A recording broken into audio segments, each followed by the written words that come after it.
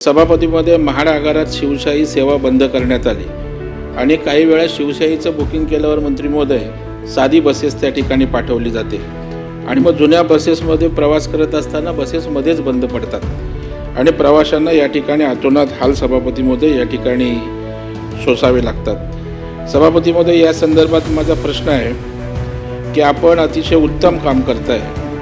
आपण डहाणूचं त्या ठिकाणी सांगितलं, डहाणू पालघरचा असला तरी दुसरा प्रश्न जो तो राज्यातल्या अपघातासंदर्भामध्ये आहे। जुन्या बसेस स्क्रॅप करून नवीन बसेस या ठिकाणी महामंडळाला त्या ठिकाणी मिळू शकतात आणि यासाठी कोणत्या उपाययोजना सरकारच्या मनात आहेत का, किंवा तशा प्रकारच्या नव्या बसेस घेत असताना जुन्या स्क्रॅप कराव्यात अशा प्रकारची एक मागणी आहे। दुसरं सभापती महोदय, प्रश्न 3 जो आहे, 2024 ते 26 या काळात एसटीच्या 6000 अपघातात 656 प्रवाशांचा सभापती महोदय जवळपास मृत्यू झाला आहे। काही वर्षात एसटी, महानगरपालिका आणि खाजगी बसच्या अपघातांमध्ये सुद्धा वाढ झालेली आहे। या अपघातांमध्ये अनेक प्रवाशांचा मृत्यू होतो, गंभीर दुखापती होतात आणि आर्थिकही सभापती महोदय नुकसान होतं। अर्थात अनेक कारणं या अपघाताला आहेत। चालकांवर सुद्धा कामाचा प्रचंड ताण असतो, ज्याचं समुपदेशनाचं आपण म्हणालात, त्यांना पूर्ण विश्रांती मिळत नाही, वाहनांची देखभाल दुरुस्ती वेळेवर केली जात नाही।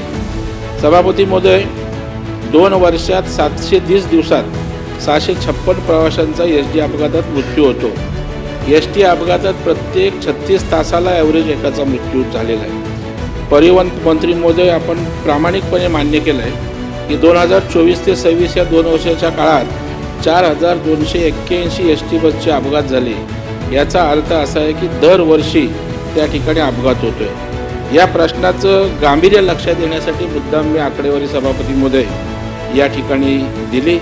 परिवहन मंत्री आमचे मित्र आहेत आणि ते नेहमी, मी सुद्धा एक एसटी कंडक्टरचा मुलगा असल्यामुळे मी एखादी मागणी केली की ते अत्यंत सहानुभूतीनं त्या ठिकाणी तेही घेत असतात आणि मला वाटतं हाही प्रश्न या ठिकाणी त्यांनी गांभीर्याने त्या ठिकाणी घेतलेला आहे। माझा पहिला प्रश्न हा आहे की अपघात होण्यामागील कारणांचा उत्तरात उल्लेख तुम्हाला त्या ठिकाणी करावासा वाटला नाही की याच्या मागची काय कारणं आहेत। आजपर्यंत झालेल्या अपघातांची एसटी महामंडळाने चौकशी केलेली आहे, मान्य आहे, त्याची सभापती महोदय मी माहिती घेण्याचा प्रयत्न केला। अगदी थोड्या अपघातांमध्ये चालकांची चूक आहे सभापती महोदय। सर्वात जास्त अपघात बसची स्थिती चांगली नाही, बसमध्ये तांत्रिक बिघाड यामुळे झालेले आहेत।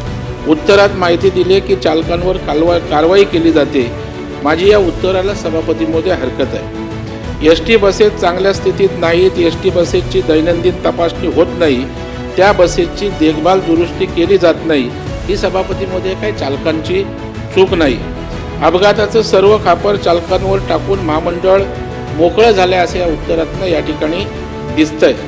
परिवहन मंत्री महोदय, महामंडळाच्या किती स्क्रॅप करण्यासारख्या बसेस आजही रस्त्यावर धावत आहेत। पूर्वी महामंडळाची गॅरेजेस जी होती सभापती महोदय, ती उत्तम गॅरेज असायची, म्हणजे त्या ठिकाणी एसटी स्टँडवर जी गॅरेजेस असायची ती सर्वोत्तम असायची आणि आज स्थिती त्या ठिकाणी आपण जर सभापती महोदय त्या ठिकाणी बघाल तर तशी स्थिती आहे का?